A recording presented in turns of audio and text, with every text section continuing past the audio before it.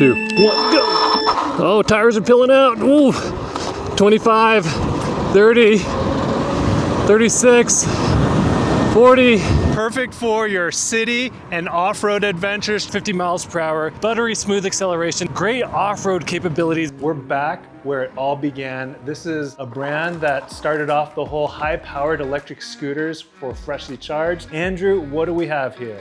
Yeah, we have the Kaabo Warrior 11 Max. This thing's a beast. We're so excited to test this out and be back on a Kaabo scooter. Starting off the cockpit, we have the Kaabo hydraulic brakes, which are just rebranded Zoom brakes, thumb throttle, new control module, a display that uses an NFC card reader. On the front, you have similar light that we've seen on previous Kaabo scooters. Right below the front-facing light, you have a motorcycle grade horn, the dual crown fork suspension, but now they say it's a patented hydraulic suspension, so I'm interested to see if they've made some changes to this design. Plastic fender. The new tire size is 100 by 55, 6.5, and in previous versions it was 90 by 65, 6.5. So you can see there's already different treading on there. It looks like a hybrid off-road treading where it's rounded on the edges and still has some knobbies inside of there. 160 millimeter brake disc with 2-piston hydraulic brakes and a 1500 watt motor. Puncture resistant tires, front facing lights that also worked as turn signals. And then what we're also seeing on this new design is that when you turn on the turn signals, the LED underglow lights also change colors. Not only do these underglow lights change for turn signals, they also change when you turn on the brakes. A unique charge port that we've never seen before on these Kaabo scooters. It has a plastic flap that flaps down. This will help prevent any type of water intrusion. Rather than having 2 charge ports on one side, there's a charge port, 1 on each side. Similar locking feature that we've seen on almost all the other Kaabo high power scooters, where you remove this pin, and in order to unlock it, you just twist this little tab, pull it up, and then you're gonna have to lift up on this piece to drop it into place. Once folded, the scooter becomes compact, but it does get a longer footprint. The deck itself looks bigger than the previous like Wolf Warrior 11 Plus. So let's go ahead and get a little bit of measurements on here. About 23.5 inches. And then looking at the width, it's 9.5 inches. That's definitely wider than what we've seen on previous Wolf Warrior scooters. Deck clearance, so I'll let Jimmy tell us what that is. It's kind of about 9.5. Handlebar width is slightly over 29 inches, and then the handlebar height from the deck is going to be almost 40 inches. So it seems like it's gotten bigger. Unfortunately, I don't have my previous Wolf Warrior 11 to compare it, but just from my memory, I feel like this is bigger. Inside the deck is a 60 volt, 36 amp hour battery, so it has gotten slightly bigger. And this rear kick plate fender design is similar to what we've seen in the past. Metal in the center, plastic wrapped around it, and the rear tail light built in. It's got the smoked out look, acts as a brake light, and will have the turn signals built inside of it. Right below that fender, you have adjustable suspension with 18 different types of settings for the dampening. Another 11-inch tire with a 1500 watt motor inside of it. In total, both motors will peak at 6,720 watts. 160 millimeter brake disc with 2-piston Zoom hydraulic brakes. And then swinging around to this side, we see a quick disconnect for quick tire changes, and also if you ever need to swap out the motor. And then kickstand. We're pretty excited though. That's pretty much a wrap up of the scooter. We're gonna go ahead and get this freshly charged, take it out for a spin, tell you what we love about it, what could be improved, and who should buy the Kaabo Warrior 11 Max. All right, it is a glorious day on this Kaabo Warrior 11 Max. Early fall is my favorite time of year to ride because it's not too hot, so I can wear my safety gear and not feel like I'm sweating a ton. It's not too cold, it's not miserable, it's just like perfect. Leaves are changing, I love it. Favorite time of the year to ride, and we're riding one of the classics, one of the OGs in power scooters, the Kaabo. Tell us how it's been going so far, Andrew. Man, that's really nice. It didn't tell me if it was square wave or sine wave controllers, but it's 100% sine wave controllers. A lot bigger form factor, so just knowing that you have more clearance, more space on the deck. We're gonna jump right into this and do a speed run while we have max battery, give you a taste of how fast this bad boy can go. Okay, here we are. This is our old abandoned road. We try to take all safety precautions when we do our speed run tests, and we also try to get the most accurate data. So we're gonna start this off by getting the Dragon on so we can have that satellite GPS data for you. And then we also have to make sure that the runway is clear. A lot of times, even though this road is abandoned,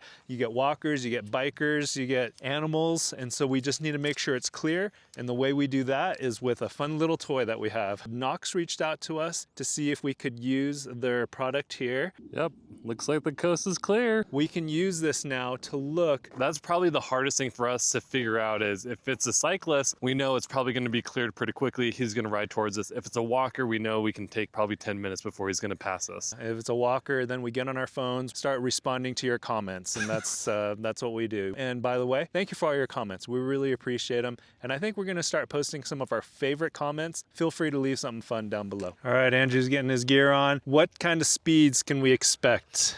So it's 50-mile-per-hour top speeds, and I think I should probably get it. As part of our speed run, we need to make sure we're running the right type of suspension setting. Andrew, what do we have to do? Yeah, so the front's not adjustable, but the rear is. It's the rebound where it can go slow or fast. On a speed run, you want to slow it down. That means the spring rate slows down and makes it more stable for speed runs. So I'm just gonna go ahead and turn this to the right and slow down that rebound. And now it should be good to go.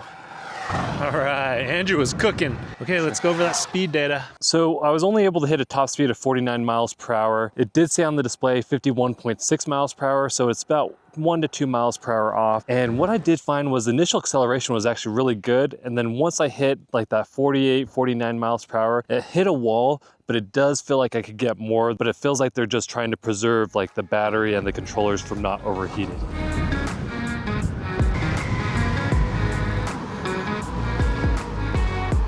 We are here at this wildlife viewing area, and as soon as we are done talking about what we love about this, I'm gonna be busting out my little binocular thing. I'm gonna start looking for some wildlife. Before we get into that, let's talk about what we love. I love that they fixed a lot of the issues that I've had in the previous versions. First things first was sine wave controller. Square wave controllers were nice. I don't mind the feeling, but a lot of people don't like that abrupt acceleration. This is ultra buttery smooth and very fast. The display is really nice and crisp. So a lot of times in the past, they were using these Mini Motors i3 displays, and they looked like Casio watches. There was no security to them besides maybe like a fingerprint reader that didn't work half the time. So I love that they've moved to a color display that shows you a lot of details and uses an NFC card reader for extra security. Some of the cool features about the display is it will show you your top speed. So earlier, as I was saying, I was getting 51.6 miles per hour top speed. So it will show you that max speed. It'll show you the voltage. It shows you your average miles per hour. So a lot more details than what we've had in the past. Rear suspension is a nice added touch where you can adjust it. Where on the previous versions, the only thing you could do was just by harder bushings. There was no adjustability, no quick adjustments of the suspension. The front-facing light, this thing has always been amazing. It's so bright.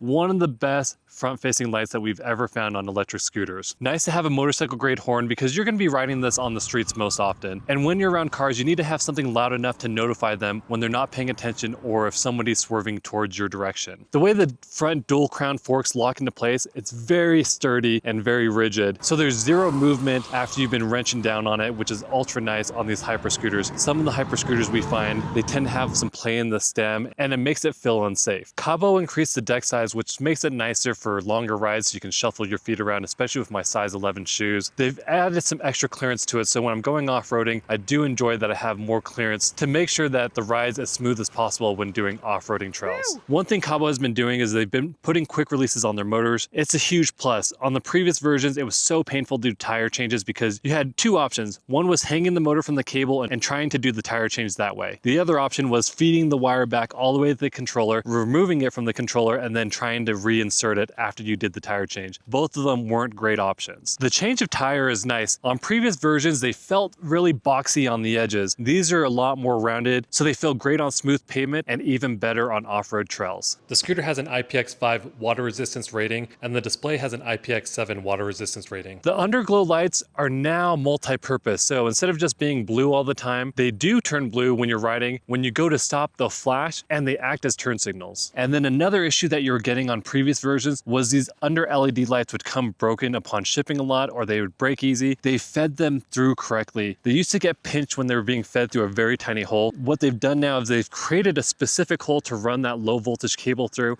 and put some sleeving over it. And they improved the caps on the charging ports to be a lot more water resistant. On the previous versions, they were just these rubber covers. They could easily fall off. Now these will auto shut. And I'm a big fan of having dual charge ports, especially having them on both sides. If for whatever whatever reason one side were to get brushed up against a curb and destroyed or damaged, you still have the other side that you can use. And if both are working properly, it comes with 2 chargers, which is amazing, so that you can charge twice as fast, or you can leave one charger at home and another charger at the office or wherever you frequent. Very flexible for the common everyday rider. I was surprised with all the upgrades, the Max only costs $200 more than the Pro version. Scooter rides great. It's very steady, very stable at high speeds, and the cable management is done really well. When Andrew's going off of his jumps, when he's jumping up and down or going off of curbs, this feels premium. But we're gonna keep riding, and at our next stop, we're gonna talk about where the Kaabo Warrior can improve. We're gonna do a brake test now. Andrew is going to go 20 miles an hour, and then he's gonna slam on his brakes on this line right here. Brake. So 18 feet to stop from 20 miles per hour to 0. Pretty much average with most of the scooters in the same class.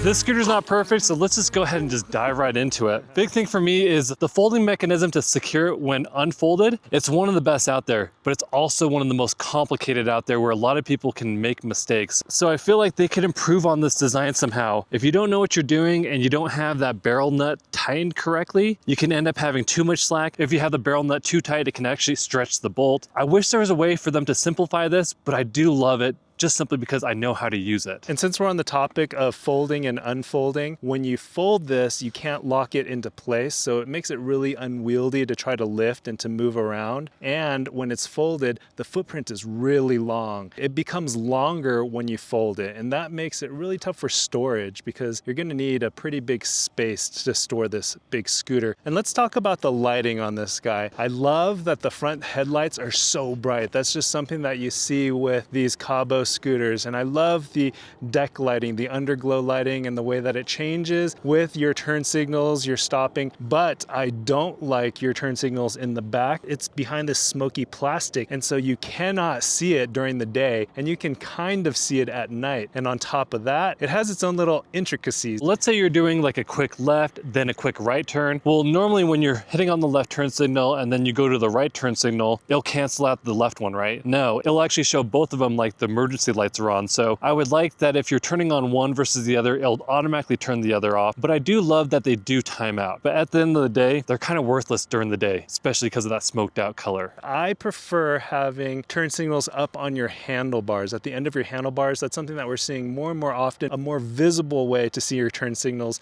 especially for oncoming traffic and the folks behind you. You have this shade for the display. It's nice because it does help when it's bright and sunny out. But one thing that's really obnoxious is it's sitting right over the NFC card reader. So sometimes you go to press on the NFC card reader, it's not gonna actually read it through this piece of plastic. You have to come from this angle. And then this is more of a public service announcement. It's not really a knock against Kaabo, but when you get your scooters, make sure you check every single bolt. This thing goes 50 miles an hour and you're standing on it, you're pretty exposed. In the little bit of time that we've been riding, we've noticed some things getting loose. And things get loose over time. That's understandable, but it's your due diligence to make sure that you tighten everything. Kaabo's been using this kick plate design for years, and it works for me, but one thing that would be nice is if they added some type of extra grip on here, something where it doesn't get so slippery when wet. One other design that I wish they could fix is this little chain type of design with this plastic grommet over it. This thing will come off, so you can end up losing this pin, which is very, very important. So some things you can do is if you lose this pin, you could just get a bolt and nut that fits there. But